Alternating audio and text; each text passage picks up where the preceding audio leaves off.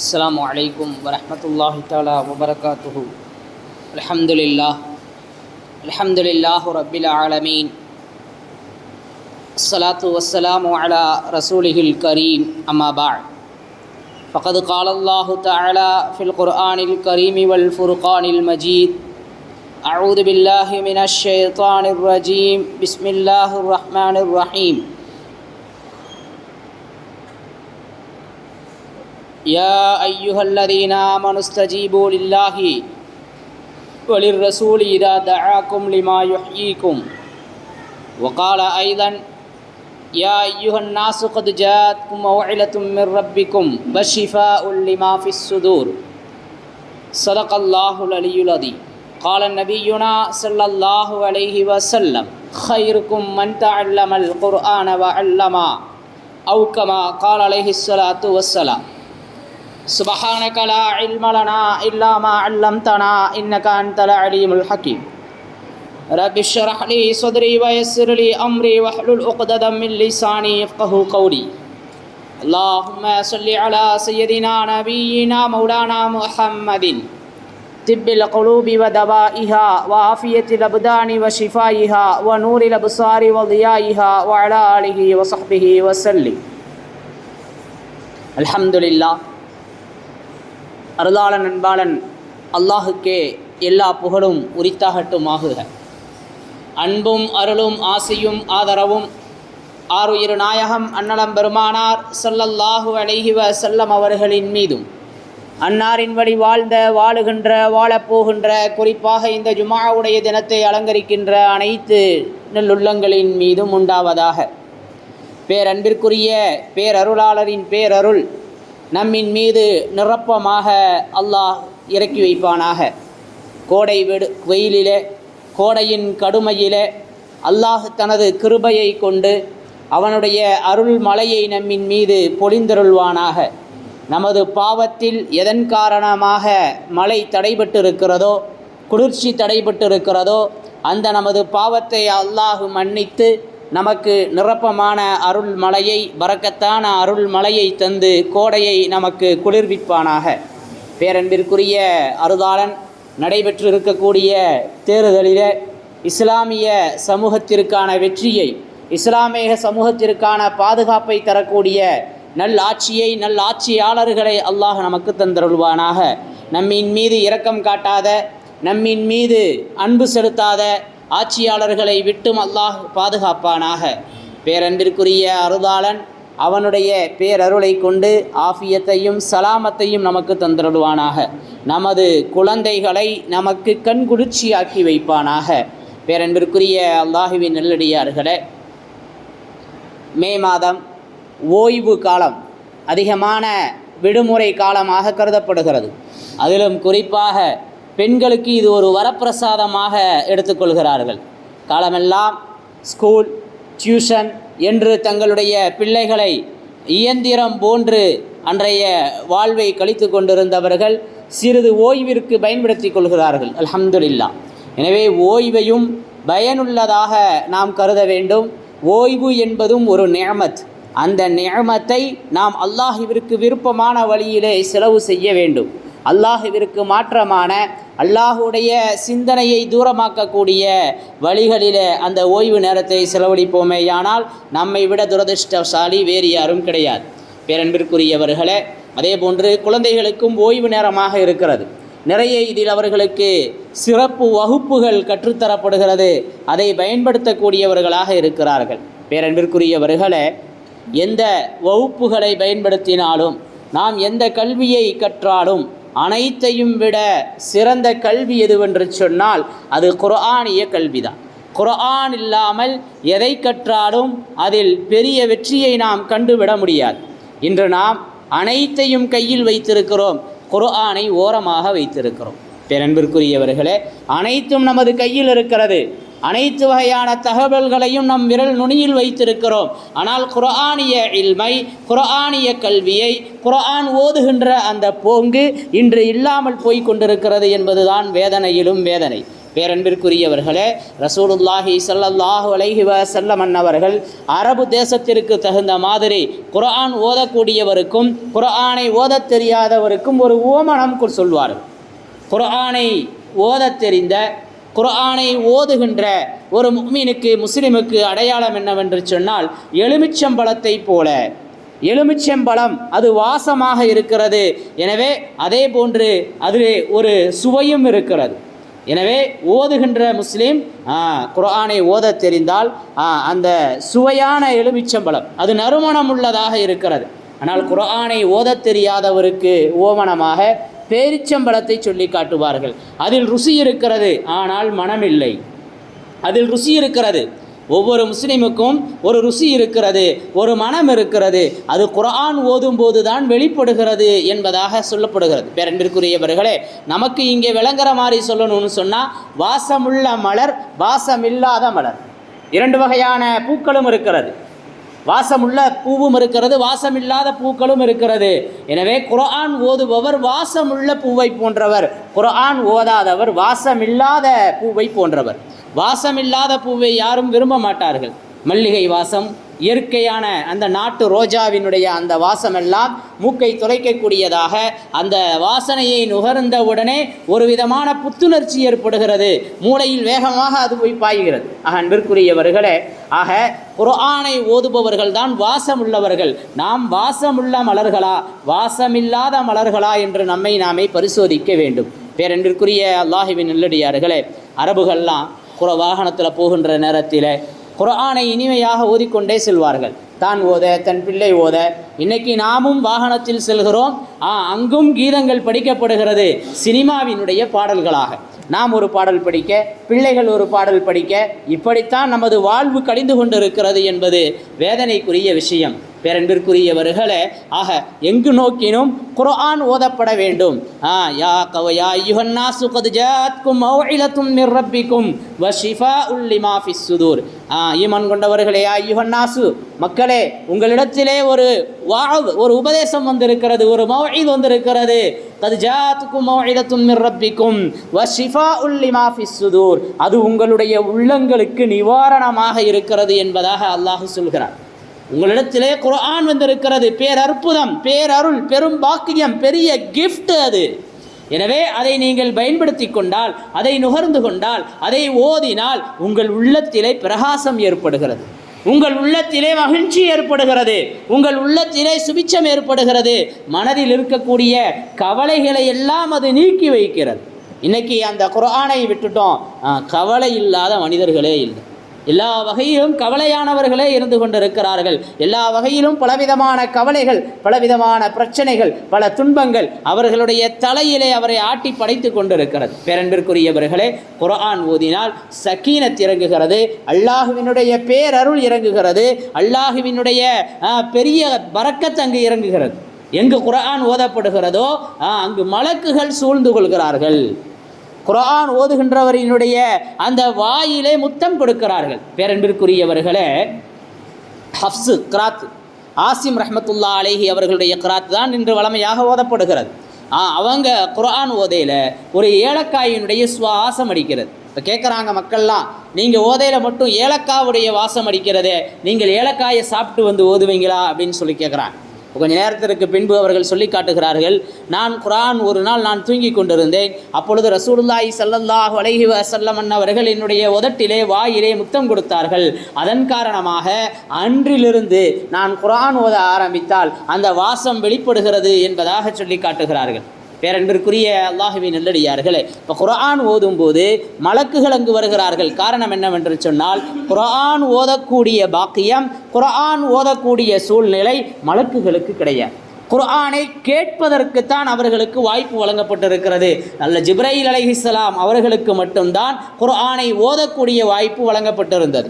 எனவே எங்கு குர்ஆன் ஓதப்படுகிறதோ அங்கு ஒவ்வொரு மலக்காக ஒரு இனிப்பு இருந்தால் அதை சுற்றி எறும்பு எப்படி மொய்க்க ஆரம்பித்து விடுகிறதோ, ஒவ்வொரு எறும்பாக சாறை சாறையாக வருகிறதோ, அதுபோல குர்ஆன் ஓதுகின்றவரிடத்திலே அந்த குர்ஆனை கேட்பதற்காக மலக்குகள் விஜயம் செய்கிறார்கள், சாறை சாறையாக வந்து சூழ்ந்து கொள்கிறார்கள். மலக்குகள் ரஹமத்துடைய இடத்துல தான் இருப்பாங்க. மலக்குகள் சுபிச்சமான இடத்துல தான் இருப்பாங்க, எல்லா இடத்துலையும் மலக்குகள் இருக்க மாட்டாங்க. ஆக அப்படிப்பட்ட பாக்கியம், அப்படிப்பட்ட ஒரு சூழ்நிலையை குர்ஆன் கற்றுத்தருகிறது. அதனால் காரணமாகத்தான் நமது முன்னோர்கள் மூத்தவர்கள் எல்லாம் புதிய புதிய கட்டிடங்களினுடைய துவக்கத்திலே குர்ஆன் ஓதுவதை வளமையாக்கி வைத்தார்கள்.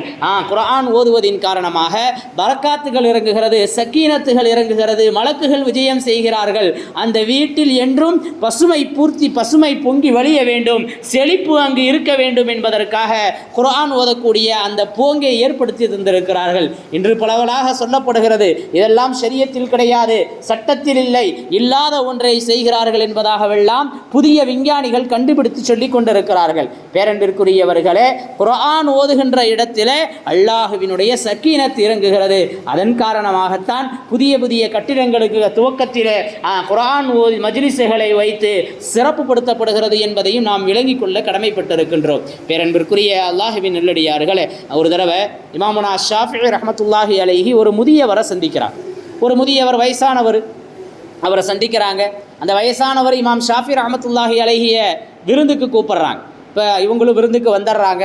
இவர்கிட்ட இருந்த ஒரு ரொட்டியை எடுத்து ரெண்டாக பிச்சு அவருக்கு ஒரு பகுதியும் இவர்களும் ஒரு பகுதியை வச்சுக்கிறாங்க. இப்போ இந்த முதியவர் கேட்குறாரு, நீங்கள் குறைஷியை சார்ந்தவர்களா, நீங்கள் குறைஷி வம்சத்தை சார்ந்தவர்களான்னு கேட்குறாரு. இப்போ ஆம் அப்படின்னு இமாம் ஷாஃபி ரஹ்மத்துல்லாஹி சொல்லுவாங்க, எப்படி நீங்கள் கண்டுபிடித்தீர்கள், இதை எப்படி கண்டுபிடிச்சிங்க அப்படின்னு சொல்லல. அவர் சொல்லுவார், இதை குறைஷிகள் தான் அதிகமாக விருந்தும் கொடுப்பாங்க, விருந்துக்கு அழைத்தால் உடனே ஏற்றுக்கொள்வார்கள், அதன் காரணமாக நான் உங்களை குறைஷி வம்சமா என்று கேட்டேன்னு சொல்கிறாங்க. இப்போ நீங்கள் எங்கேருந்து வர்றீங்க அப்படின்னு இமாமுனா ஷாஃபி ரஹ்மத்துல்லாஹி அலைஹி அந்த முதியவர்கிட்ட கேட்குறாங்க. நான் மதீனாவிலிருந்து வர்றேன் அப்படின்னு சொல்கிறாங்க. சொன்னது தான் தாமதம். இமாம் மாலிக் ரஹ்மத்துல்லாஹி அலைஹியை உங்களுக்கு தெரியுமா என்று கேட்டார்கள். மிகப்பெரிய மேதை இமாமுனா மாலிக் ரஹ்மத்துல்லாஹி அலைஹி மதீனாவிலேயே அவர்கள் தங்களுடைய வாழ்க்கையை அமைத்து கொண்டார்கள். ஹஜ்ஜுக்காகவே தவிர வேறு எதற்கும் அவர்கள் மதீனாவை விட்டு சென்றதே இல்லை. நபியினுடைய பூமியிலேயே நான் வாழ்வேன் என்று. எந்த அளவிற்கு என்று சொன்னால், அவர்கள் மதீனாவிலே காலணி அணியாமலே இருந்தார்கள் என்று வரலாறு சொல்கிறது. செருப்போடு நபி பெருமானார் ஸல்லல்லாஹு அலைஹி வஸல்லம் அவர்கள் மிதித்த அந்த பூமியை நான் மிதிக்க மாட்டேன் என்று, அது கண்ணிய குறைவு என்று சொல்லி அவர்கள் செருப்பு கூட அணியாமல் மதீனாவிலேயே தங்களுடைய வாழ்க்கையை கழித்தவர்கள். மிகப்பெரிய இமாம். இப்போ இந்த இமாமை தெரியுமான்னு கேட்குறாங்க. எங்களுக்கு நல்லா தெரியும் அப்படின்னு இவங்க சொல்கிறாங்க. இப்போ சொல்லுவாங்க, நாங்கள் 14 பேர் வந்தோம், அதில் ஒருத்தர் வர்ற வழியில் இறந்து போயிட்டார், அவர் வந்த ஒரு ஒட்டகம் மட்டும் பாக்கியாக இருக்குது, நீங்கள் வேணால் அதில் பயணம் செஞ்சு வாங்க மதீனாவுக்கு அப்படின்னு சொல்கிறாங்க. இப்போ இமாம் ஷாஃபி ரஹ்மத்துல்லாஹி அலைஹி தன் தாயார்கிட்ட போய் அனுமதி வாங்கிட்டு மாலிக் ரஹ்மத்துல்லாஹி அலைஹி இடத்திலே கல்வி கற்பதற்காக அந்த ஒட்டகத்தில் பயணப்படுறாங்க. இப்போ 14 நாட்கள் அந்த பயணம் இருந்தது. 14 நாட்கள் பயணம் செய்கிறார்கள். 14 நாட்களிலேயுமே 14 குர்ஆன்கள் முடித்தார்கள் என்று வரலாற்றிலே பதிவு செய்யப்பட்டது. 14 நாட்கள் பயணப்பட்டாங்க.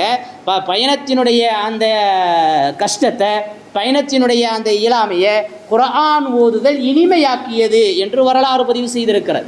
பேரன்பிற்குரியவர்களே, பயணத்தில் ஓய்வுடைய நேரங்களில் குர்ஆன் ஓதுவது தான் இஸ்லாத்தினுடைய பாரம்பரியம். இஸ்லாத்தினுடைய பாரம்பரியம் நன்றாக கவனிக்க வேண்டும். அவர்தான் தன்னை முஸ்லீம் என்று சொல்லிக் கொள்வதற்கு தகுதியானவர். இன்னைக்கு எத்துணை நபர்கள் குர்ஆன் ஓத தகுதியாக இருக்கிறோம், யோசிச்சு பாருங்க. அதை பற்றிய ஒரு சிந்தனை, அதை பற்றிய ஒரு கவலை, அதை பற்றிய ஒரு கவனம் செலுத்தியவர்கள் பாராட்டப்பட வேண்டியவர்கள். சில வருடங்களுக்கு முன்பு ஃபாத்திமா சபரிமாலாங்கிற ஒரு பெண்மணி இஸ்லாத்துக்கு வந்தார். எல்லாருக்கும் தெரிஞ்ச விஷயம்தான். இன்றைக்கி அவங்க அற்புதமாக குர்ஆன் ஓதுகிறார்கள். இதற்குமே வயசு மூத்தவர்கள் தான் இஸ்லாத்துக்கு வர்றாங்க. இப்போ குர்ஆன் ஓதி பழகிட்டாங்க. இப்போ குர்ஆன் வலக்கது எஸ்ஸரனல் குர்ஆன் அல்லது திக்ரி ஃபஹல் மின் முத்தக்கிர், அது ஓதுவதற்காக, படிப்பதற்காக அதை அல்லாஹ் லேசாக்கி வச்சிருக்கிறான். குர்ஆன் கஷ்டம் கிடையாது. ஏன்னா அல்லாஹ் சொல்கிறான், எஸ்ஸரனல் குர்ஆன், குர்ஆனை நாம் லேசாக்கி வைத்திருக்கிறோம் என்று. இன்றைக்கி அந்த குர்ஆனை எத்துணை முஸ்லீம் ஓதுவதற்கு முயற்சி செய்கிறார். எனக்கு வயசாக போயிடுச்சு, இப்போ போய் நான் ஓதாதான்னு சொல்கிற பாரம்பரியமிக்க பரம்பரையாக முஸ்லீமாக இருக்கக்கூடியவர்கள் எல்லாம் சொல்லிக் கொள்கிறார்கள். பேரன்பிற்குரியவர்களே, சில தகவல்கள் சொல்வதற்கு கசப்பாக இருந்தாலும் சொல்லித்தான் ஆக வேண்டியது இருக்கிறது. பேரன்பிற்குரியவர்களே, இஸ்லாத்தினுடைய பாரம்பரியத்தில், இஸ்லாத்தினுடைய அந்த ராஜபாட்டையில், இஸ்லாத்தினுடைய பல விஷயங்களுக்கு முன்னோடியாக இருப்பவர்கள் கூட குர்ஆன் ஓதுவதிலே கவனம் செலுத்துவதில்லை. குர்ஆன் ஓத தெரியாதவர்களே முன்னோடிகளாக இருக்கிறார்கள், ஜமாத்தினுடைய தலைவர்களாகவும் இருக்கிறார்கள். பேரன்பிற்குரியவர்களை வழி நடத்துபவர்கள் அதை பற்றிய அறிவு உணர்ந்திருந்தால்தான் அந்த மஹல்லாவிலே, அந்த சமூகத்திலே, அங்கு இருக்கக்கூடிய சுற்றுச்சூழ்நிலைகளிலே அனைவரையும் அதன் பக்கம் ஈர்க்கக்கூடியவர்களாக இருப்பார்கள். உண்மையா இல்லையா? இப்போ குர்ஆன் ஓதுவது என்பது அது இஸ்லாத்தினுடைய பாரம்பரியம். இதை விட வேற வார்த்தை எப்படி சொல்றதுன்னு தெரியல. குர்ஆன் ஓதுவது இஸ்லாத்தினுடைய வராசத்து. என்னை ஒரு முஸ்லிம் என்று சொல்கிறேன் என்று சொன்னால் எனக்கு குர்ஆன் ஓத தெரிய வேண்டும். குர்ஆன் ஓத தெரியாதவர் முஸ்லீம் என்று சொல்வதற்கே அருகதையற்றவர். அல்லாஹ் பாதுகாக்க வேண்டும். பேரன்பிற்குரியவர்களே, ரசூலுல்லாஹி ஸல்லல்லாஹு அலைஹி வஸல்லம் அவர்கள் சொன்னது போல நாம் நம் பகுதியை விளங்கிக் கொள்வதற்காக வாசமில்லாத மலர்களாக நாம் காட்சியளிப்போம். பேரன்பிற்குரியவர்களே, ஆக ரசூலுல்லாஹி ஸல்லல்லாஹு அலைஹி வஸல்லம் அவர்களினுடைய முதல் பணியே குர்ஆனை ஓதி கொடுப்பதுதான். குர்ஆன் கரஅ ஓதினான், படித்தான். குர்ஆன் என்பது படிக்கக்கூடியது, ஓதக்கூடியது என்பதுதான் அதனுடைய பொருள். இப்போ இஸ்லாமியர்களினுடைய வாழ்க்கையினுடைய முன்னோடி, முன்மாதிரியான ஒரு வழிகாட்டி, அதை படிப்பதில் நமக்கு எந்த அளவிற்கு கவனம் இருக்கிறது, ஆர்வம் இருக்கிறது என்பதை நாம் கொஞ்சம் யோசிக்க வேண்டும். பேரன்பிற்குரியவர்களே, வங்கத்து சிங்கம் என்று சொல்லப்பட்ட அபுல் காசிம் ஃபஜ்லுல் ஹக் ஒரு மிகப்பெரிய அரசியல்வாதி, மிகப்பெரிய ஒரு மனிதர். அவர் ஒரு முறை ஒரு பயணத்துக்கு போகிறாரு. பயணத்தில் நிறைய மக்கள் வந்து அவர் அந்த பயணத்தில் வழி அனுப்ப வர்றாங்க.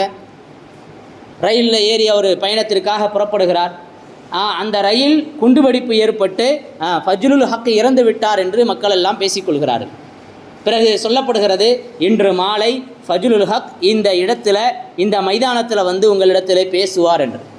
அதே போன்று அந்த ரயில் விபத்துக்குள்ளாகி அதில் இறந்து போன நிறைய மனிதர்கள் இருந்தார்கள். அதில் இவர் பயணப்பட்டிருந்தார். ஆனால் இவர் வந்து பேசுவார் என்று அறிவிக்கப்படுகிறது.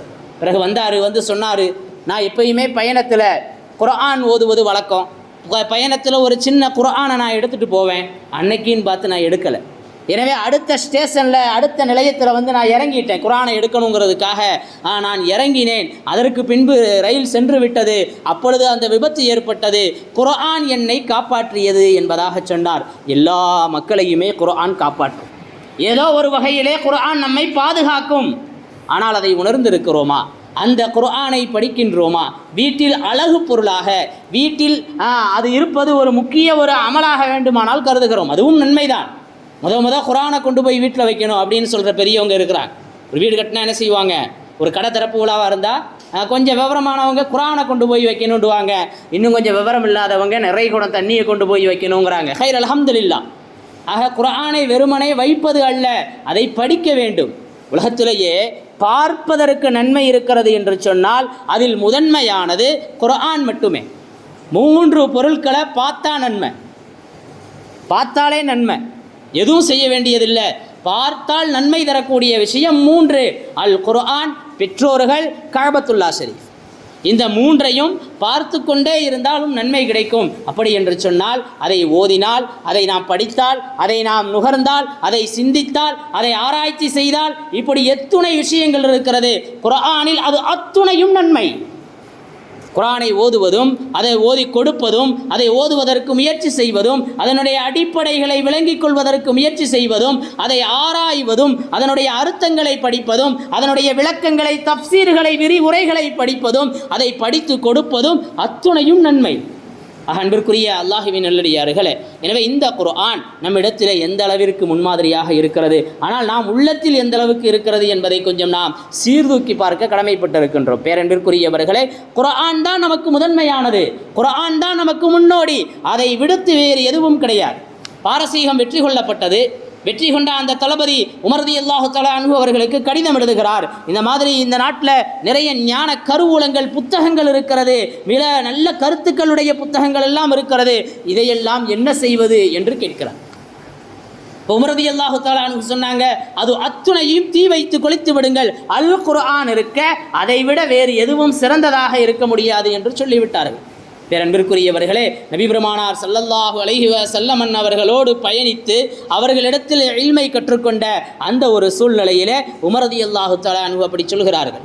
இன்றைக்கி நாம் எல்லா புத்தகங்களையும் முதன்மையாக்கி வைத்திருக்கிறோம். அனைத்தும் கிடைக்கக்கூடிய செல்ஃபோன் நம் உடனே ஒட்டி கிடக்கிறது. குர்ஆனுங்கிற வார்த்தை கூட, ஒரு சின்ன ஒரு வார்த்தையை கூட நாம் அப்படியே ஒட்டியே வைக்கலை. குர்ஆனை எடுத்த அப்புறம் எதுக்குமே குர்ஆன் அப்படிங்கிற அந்த சிந்தனை கூட உள்ளத்தில் இல்லைங்கிறது வேதனையிலும் வேதனை.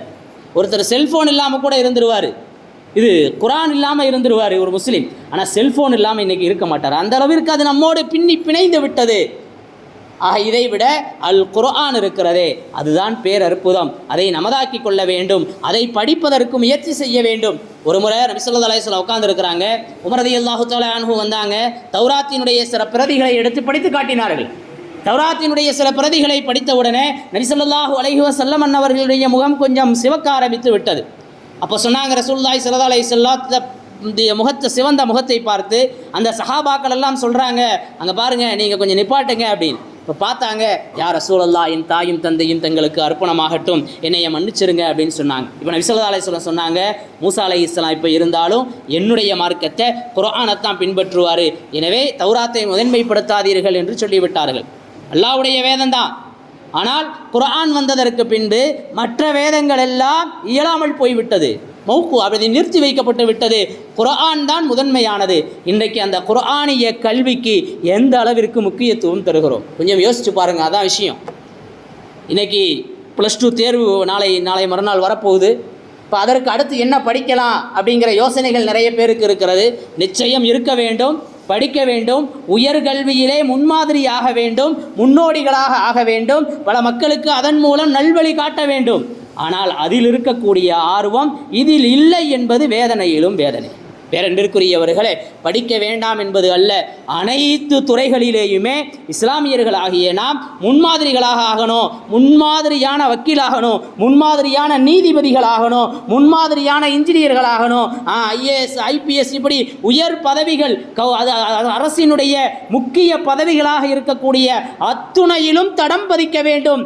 மறுப்பதற்கு அல்ல, குர்ஆனை முதன்மையாக்கி, குர்ஆனை பின்னோக்கி அதில் நாம் முதன்மையாகுவோமேயானால் நாம் வெத்து வேட்டு என்பதை விளங்கிக் கொள்ள கடமைப்பட்டு இருக்கிறோம். அவர்களெல்லாம் வாசமில்லா மலர்களே. ஆக குர்ஆனோடு உங்களுடைய இல்மு இருக்குமானால், குர்ஆனோடு நீங்கள் பயணிப்பீர்களேயானால் நீங்கள் வாசமுள்ள மலர்களாக இருப்பீர்கள். அதைத்தான் எல்லா மக்களும் விரும்புவார்கள். எனவே நாம் இன்று மக்கள் விரும்பாமல் போனதற்கான மிகப்பெரிய காரணம், மிகப்பெரிய துரதிர்ஷ்டமான விஷயம் குர்ஆனை புறந்தள்ளி கொண்டிருப்பது என்பதை விளங்கிக் கொள்ள கடமைப்பட்டிருக்கின்றோம். நமது வாழ்க்கை குர்ஆனாக, நமது கபூரினுடைய வாழ்வு குர்ஆனாகட்டும், நம்முடைய அனைத்திற்கும் குர்ஆனிய நூரை எடுத்துக்கொள்வோம். அல்லாஹ் அருள் புரியட்டும். வாஹிரு தஅவானா அல்ஹம்துலில்லாஹி ரப்பில் ஆலமீன். அஸ்ஸலாமு அலைக்கும் வரஹ்மத்துல்லாஹி தஆலா வபரகாத்துஹு.